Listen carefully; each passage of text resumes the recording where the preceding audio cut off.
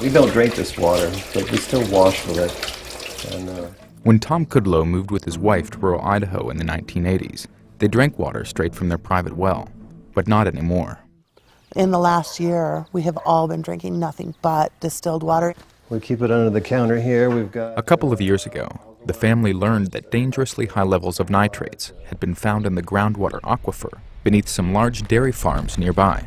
You can see the barns, the roof barns of the DeRuyter dairy with some of his haystacks. The Kudlows live within a couple miles of 20 to 30,000 cows, altogether generating as much sewage as a medium-sized city. That dairy waste goes untreated into earthen lagoons and is later spread as fertilizer over nearby fields. In both places, contaminants can seep into underground aquifers that supply residents' wells. And according to the geologists, the groundwater runs from there right underneath us. 95% of Idaho's drinking water comes from underground, and in recent years, bacteria, nitrates, and pathogens, contaminants often associated with animal feedlots, farms, and human waste, have polluted dozens of public water systems and been detected in groundwater feeding hundreds of rural wells across the state. But the problem is not unique to Idaho. According to the EPA, tap water from millions of people across the country has been contaminated by pollutants often found in livestock waste or farm runoff. What exactly happens to those contaminants underground is difficult to know. Unlike municipal or industrial waste, animal waste from feedlots is not generally required to be treated, and the Federal Clean Water Act, which regulates discharges into rivers and streams, for the most part does not cover groundwater. The Clean Water Act is relatively silent on groundwater. I don't think we even know the extent of the issue because we don't have monitoring everywhere on these issues. Regulating groundwater quality is largely a state matter, and in Idaho, one of the top dairy-producing states in the country, the agency in charge of regulating dairy pollution is also responsible for promoting the dairy industry. One of the fundamental principles of this agency is to ensure that we continue to stay close with our agricultural partners and remember the source of both our food and our fiber. Brian Oakey is Deputy Director of the Idaho Agriculture Department, which monitors dairies. I'm certainly not comfortable just completely tagging the livestock industry as the sole source of the water quality problems that we do have and face here in the state of Idaho. While not the only contributor, state environmental reports indicate that cow manure is a major source of nitrate contamination. At high levels, nitrates pose serious health risks to pregnant women and can deprive infants of oxygen in their blood. But the problem isn't just with nitrates. Cow manure also carries bacteria, pathogens, and livestock pharmaceuticals that persist in groundwater. This is monitor well number 2. This one was put in... John Monks is an independent hydrologist who monitors groundwater on dairies near the Kudlows. See if there were water quality problems that could be originating from either this lagoon or the... Local citizens demanded that these monitoring wells be put in when this dairy was built because the area's sandy soil makes the groundwater particularly vulnerable to seepage. One well here recently tested 14 times over the national safety standard.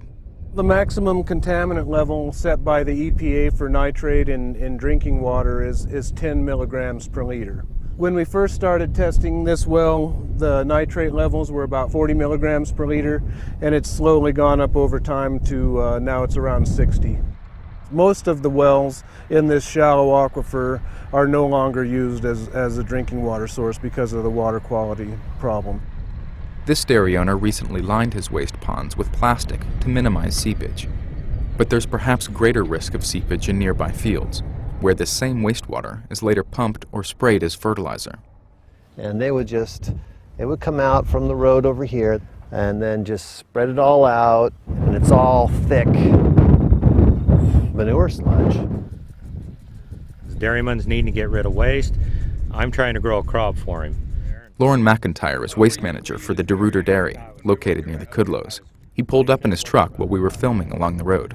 We have soil tests done twice a year, and along with what those soil tests show is when we put the heavy manure on, which is truck manure or tank manure, whatever you want to call it. A representative of the Idaho Dairymen's Association said dairies follow strict regulations and waste management plans set by the state. But critics say the regulations are insufficient. Nitrates are still showing up in groundwater. This is extra water over here. We have After a decade of drinking well water, the Kudlows now spend about $150 a month on distilled water. Tests of their tap water have shown elevated nitrate levels, but not high enough to exceed the federal safety standard. Nitrate levels tend to fluctuate, but beyond that, in the naturally occurring arsenic, the family fears that dairy hormones might also be present. Livestock pharmaceuticals have been found in drinking wells near feedlots elsewhere in Idaho. During the time that we were all drinking that water, the girls and I stopped menstruating, and I have 2 teenage girls and myself, and I thought I was, hitting menopause, yay. But it turned out that it wasn't that at all, and started drinking the distilled water, and within 30 days, both of my daughters got their period within a day of each other. At least one nearby dairyman says he doesn't use hormones in production. Still, the Kudlows say they have no guarantee. They haven't been able to afford the more expensive pharmaceutical tests. What long-term effects are these dairies going to have on my kids? Are they going to be able to reproduce? Are they going to be able to have kids? Are they going to end up with cancer in a few years? I mean, nobody can answer these questions for us.